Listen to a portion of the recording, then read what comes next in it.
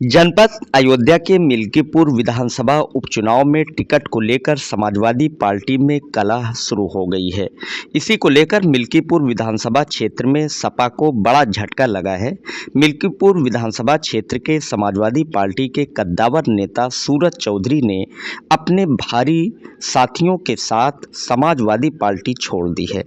सूरज चौधरी ने सांसद अवधेश प्रसाद पर परिवारवाद और वादा खिलाफी का आरोप लगाया है। सूरज चौधरी ने कहा कि सांसद अवधेश प्रसाद को 2022 के विधानसभा चुनाव में मेहनत कर चुनाव जिताया था और जब वे लोकसभा का चुनाव लड़ रहे थे तब भी उनको जिताने के लिए तोड़ मेहनत किया गया था और जब सांसद बन गए तो उन्होंने वादा किया था कि वे इस बार मिल्कीपुर विधानसभा क्षेत्र में हमें टिकट दिलवाएंगे। सांसद बन जाने के बाद उन्होंने सूरज चौधरी को टिकट न दिलवाकर अपने बेटे अजीत प्रसाद को टिकट दिलवा दिया। वादा खिलाफी का आरोप लगाकर सूरज चौधरी ने समाजवादी पार्टी से किनारा कस लिया है।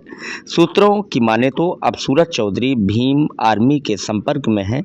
सूरज चौधरी ने बताया कि सपा में टिकट दिलाने के लिए सांसद अवधेश प्रसाद ने कई बार लखनऊ बुलवाया और कहा कि वे सपा सुप्रीमो अखिलेश यादव से उनकी मुलाकात करवाएंगे, लेकिन उन्होंने मुलाकात नहीं करवाया और लखनऊ में ही टहलते रहे। दावा करते हुए सूरज चौधरी ने कहा कि सपा प्रत्याशी अजीत प्रसाद लगभग 50,000 वोटों से चुनाव हारेंगे और यहां पर भाजपा चुनाव जीतेगी। फिलहाल समाजवादी पार्टी पर परिवारवाद का भी आरोप लगने के अब टिकट को लेकर कलह सामने आने लगी है। Bureau report Ayodhya. देखिए 2022 में माननीय सांसद श्री अवधेश प्रसाद जी के साथ लग करके बसपा से कैंडिडेट थे, वहां से बाद में इस्तीफा दे दिया हमने किसी कारणवश और इनको चुनाव जिताया अवधेश प्रसाद जी को और पूरा तन मन धन से हर तरीके से इनके साथ रात दिन लगे रहे। तो इन्होंने मुझे बड़ा नेता बनाने के लिए तमाम तरीके के आश्वासन दिए हुए थे और यह था कि कभी आपको चुनाव लड़ाएंगे।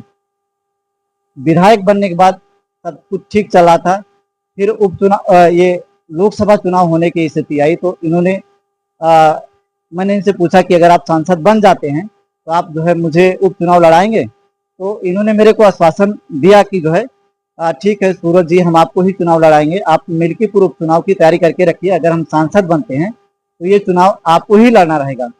और लगातार इन्होंने इस बात को मेरे से दोहराते रहे।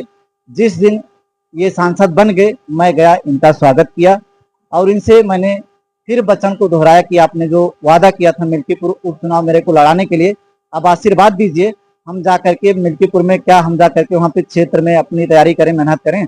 उस दौरान एकदम से झूठ बोल गए, मुकर गए और बोले कि शीर्ष नेतृत्व जिनको टिकट देगा, जिसको भी टिकट देगा आप उसका साथ दीजिएगा।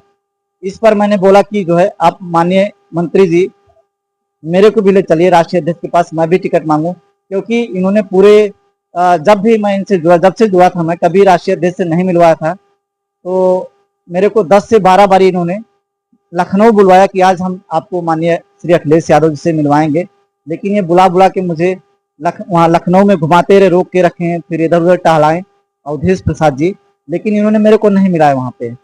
और आखिरी में जो टिकट इन्होंने अपने लड़के अजीत प्रसाद को जो है दिला दिया, जिसका मिल्कीपुर या फिर जनपद से कोई मतलब ही नहीं। वो लखनऊ में रहते हैं, ज़्यादा कार्यभार उनका वहीं पे है, वो अपने आप को एक राजकुमार की तरीके पहले से समझते हैं।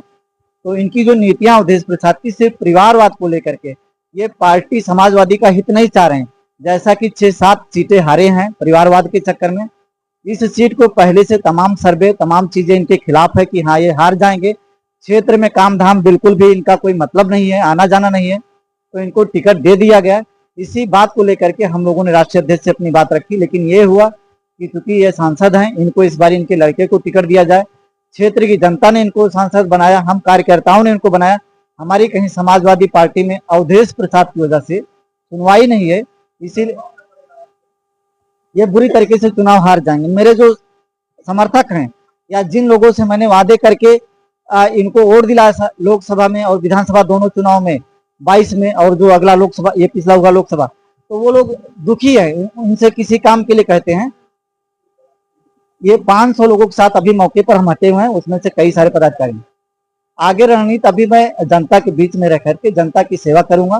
तमाम लोग मेरे को कह रहे हैं कि भीम आर्मी से चुनाव लड़ जाइए, क्योंकि बसपा चुनाव लड़ नहीं रही, उसका सीधा आपको लाभ मिलेगा बसपा को भी, लेकिन चुनाव भी लड़ना नहीं चाह रहे। देखिए है क्या, ये अपने कार्यशैली अपनी नीतियों की वजह से वैसे ही हार रहे हैं। इनके चार चाटुकार इनको समझाते रहते हैं कि तुम 50,000 से चुनाव जीत रहे हो और उन्हीं के इशारे पे ये सारा कार्य कर रहे हैं। जबकि जमीन पर अगर हम बात करते हैं तो अजीत प्रसाद कम से कम 50,000 से आज की डेट में अगर चुनाव लड़ जाएंगे तो हार जाएंगे। बीजेपी जो है जीत जाएगी बुरी तरीके से।